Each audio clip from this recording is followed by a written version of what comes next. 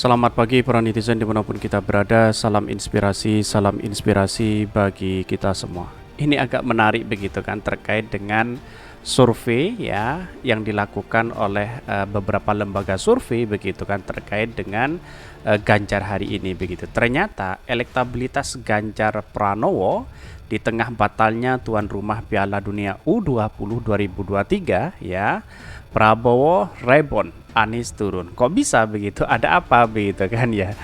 Perlu diingat bahwa survei-survei seperti inilah sudah ketahuan siapa mereka begitu kan ya. Karena ini sudah menjustis bahwa apa yang sudah menjadi trending topik di Indonesia begitu kan. Ada apa begitu kan? Kok bisa bisa naik tidak pernah turun sama sekali begitu. Mulai dari tahun 2000 kalau nggak salah di tahun 2020 ya sampai sekarang yang namanya Ganjar nggak pernah turun begitu. Ada apa begitu? Itu yang mesti dipertanyakan begitu. Ya, saya masih percaya apa yang disampaikan oleh Hasto bahwa ya tergantung sponsornya siapa mereka begitu kan ya. Tidak heran ketika lembaga survei merilis ya atas nama Ganjar naik terus di situ. Ya pada hakikatnya sponsornya siapa mereka, entah dibayar atau apa begitu kan ya. Tetapi mari kita baca terlebih dahulu komentar-komentar netizen seperti ini. Ini komentar-komentar netizen ya, bagaimana elektabilitas Ganjar Pranowo turun atau naik ya. Ternyata hasil survei Nyo Indonesia Research and Consulting ya menunjukkan elektabilitas Gubernur Jawa Tengah itu naik. Sebaliknya Anies Baswedan justru ya jeblok atau turun ya, atau sedang Prabowo ya itu masih dalam tahap rebound ya. Dalam artian bahwa kalau kita melihat situasi dan perkembangannya, bukankah Anies Baswedan dan Prabowo yang tinggi begitu kan? Kenapa kok Pak Ganjar kok tidak pernah turun sama sekali begitu? Itu mesti yang dipertanyakan itu begitu. Lembaga survei seperti ini bisa jadi lembaga survei abal-abal, survei yang tidak kredibel begitu kan ya. Ya, kita tahu lah lembaga-lembaga survei yang tidak kredibel. Kira-kira seperti itu begitu. Bahkan di sini disebutkan dilansir dari antara Kamis 30 Maret sampai 2003 ya, survei Indonesia Research and Consulting elektabilitas Ganjar terus mengalami kenaikan mencapai 25,4%. Wah, kalau sudah 2,5% itu artinya ya sudah standaritas bahwa kemenangan itu ya pasti dalam survei ini Pak Ganjar begitu kan. Tetapi perlu diingat bahwa masyarakat menginginkan yaitu Anies Baswedan begitu kan. Perubahannya ada di tangan Anies Baswedan, di tangan masyarakat, bukan di tangan survei-survei seperti ini begitu. Apalagi surveinya abal-abal kan begitu ini kan. Itu kan surveinya 15 sampai 22 Maret Bang, sebelum FIFA batalin. Betul begitu kan ya. Jadi lembaga-lembaga survei yang kemudian kalau sudah dibayar tidak mungkin dia turun begitu ya. Karena apa? Karena di satu sisi dia sudah bayar begitu. Ngapain bayar kalau ujung-ujungnya turun? Kan begitu logikanya begitu kan. Ya, kalau tidak dibayar mau pakai gaji apa? Coba bayangkan begitu kan. Lembaga survei itu yang independen, tidak ada yang independen sekarang ini. Kita mayoritas bahwa kalau kita melihat ya tergantung siapa sponsornya mereka begitu.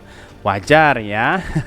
Dapat dari mana uangnya itu yang mesti dipertanyakan begitu kan. Wallahu alam, hanya survei-survei yang tahu. Dan bahkan ini banyak kasus yang sudah dipanggil oleh KPK bahwa ya terkait dengan adanya survei ini banyak sekali. Ada Bupati Bangkalan, terus kemudian kemarin itu juga ada keterlibatan 2 lembaga survei nasional. Bayangkan begitu kan. Kalau surveinya abal-abal ya dibayar di situ bisa saja ya seperti itu begitu kan ya. Akhirnya tidak maksimal begitu ya. Tetapi keinginan masyarakat itu bertolak belakang begitu. Artinya di sini kita sudah lihat bahwa apa yang terjadi selama ini di masyarakat ya kadang tidak sesuai dengan apa yang dilakukan oleh beberapa survei itu. Dan bahkan di sini disebutkan oleh komentar-komentar netizen ya, tetap kuat Pak Ganjar ya. Dihujat bagian persiapan mental untuk posisi yang lebih tinggi lagi. Begitupun dengan keluarga biar terbiasa seperti Pak Jokowi, dibawa santai aja. Ya, pada hakikatnya bukan seperti itu begitu. Dalam artian bahwa ya kalau Pak Ganjar punya prestasi besar ya, tidak perlu kita melibatkan survei-survei seperti ini. Kan begitu logikanya begitu. Tapi kan aneh begitu, inilah demokrasi kita. Tetapi mari kita baca terlebih dahulu beritanya seperti ini. Ini beritanya ya, elektabilitas Ganjar Pranowo di tengah batalnya tuan rumah Piala Dunia U20 2023, Prabowo rebound, terus kemudian Anies Baswedan turun. Dikutip dari portal Purwokerto ya, bagaimana elektabilitas Ganjar Pranowo turun atau naik. Ternyata hasil survei New Indonesia Research and Consulting ya menunjukkan bahwa elektabilitas Gubernur Jawa Tengah naik. Sebaliknya, mantan Gubernur DKI Jakarta Anies Baswedan justru jeblok atau turun ya. Sedang Menteri Pertahanan ya Prabowo Subianto rebound ya. Ganjar disinyalir sebagai salah satu tokoh penyebab batalnya Indonesia menjadi tuan rumah Piala Dunia U20 ya 2023. Ya, kalau kita melihat dalam berita ini, kalau Pak Ganjar naik, artinya selama ini tidak ada dampak dong kepada Pak Ganjar begitu. Padahal ya banyak sekali media-media nasional bahkan internasional tertuju kepada Pak Ganjar begitu kan. Banyak yang kecewa, lalu kemudian pendukung-pendukung Pak Ganjar banyak yang agak tidak suka, mulai tidak suka kepada Pak Ganjar atas yang kemarin pernyataannya agak blunder begitu kan ya. Itu seharusnya punya dampak di masyarakat begitu kan. Kenapa di lembaga-lembaga survei kok bisa naik? Itu yang menjadi mesti dipertanyakan begitu. Saya sering mengatakan bahwa lembaga-lembaga survei tidak independen hari ini begitu kan ya, tergantung siapa mereka begitu kan ya, mau bayar, mau tinggi atau apa begitu, itu tergantung mereka begitu. Pasti yang diuntungkan itu pasti Anies Baswedan. Karena apa? Anies Baswedan itu adalah kalau di tatanan masyarakat itu banyak yang disukai begitu daripada Pak Ganjar begitu kan. Orang akan bertanya apa prestasi Pak Ganjar, apa prestasi Anies Baswedan. Kalau dibandingkan ya dengan Pak Ganjar ya, karena Pak Ganjar sudah menjabat 2 periode sedangkan Anies Baswedan masih menjabat 1 periode, itu masih Anies Baswedan masih menang luar biasa begitu. Bahkan ya Pak Ganjar dianggap sebagai gubernur yang gagal ya. Dilansir dari antara Kamis 30 Maret 2023 survei New Indonesia Research and Consulting ya, elektabilitas Ganjar Pranowo terus mengalami kenaikan mencapai 25,4%. Sedangkan Prabowo 21% dan Anies Baswedan 16%. Bahkan Ganjar terus mengalami kenaikan elektabilitas sedangkan Prabowo rebound atau Anies bergerak turun ya. Itu ucap Direktur Eksekutif New Indonesia Research and Consulting Andreas Noriono ya dalam siaran pers yang diterima di Jakarta. Bahkan menurut Andreas, konsisten pergerakan elektabilitas Ganjar yang terus mengalami kenaikan tidak kelak menjadi bahan pertimbangan bagi Partai PDIP Perjuangan atau PDIP untuk mengusung sebagai capres. Jika PDIP ingin menang, Ganjar adalah pilihan paling rasional, ujar Andreas ya. Jika jadi koalisi dengan Gerindra, persoalan berikutnya adalah siapa yang akan menjadi capres. Tentu menjadi pertanyaan juga Ibu Megawati, kenapa selama ini Ganjar tidak pernah turun begitu? Ada apa? Sedangkan ya menjabat di Jawa Tengah, wah ini kacau begitu kan? Tidak punya prestasi, terus kemudian gagal ngurus banjir, wadas, angka kemiskinan ekstrim begitu. Tapi ya Ibu Megawati tidak pernah melihat sosok Pak Ganjar itu punya prestasi. Saya kira seperti itu begitu kan. Karena apa? Karena selama ini kalau dia menganggap bahwa Pak Ganjar punya prestasi, otomatis sudah dicalonkan sejak awal begitu ya. Tetapi sekarang tautannya tiket itu diberikan kepada Mbak Puan begitu kan, untuk bersaing atau bergandeng dengan Pak Prabowo. Bisa jadi seperti itu begitu.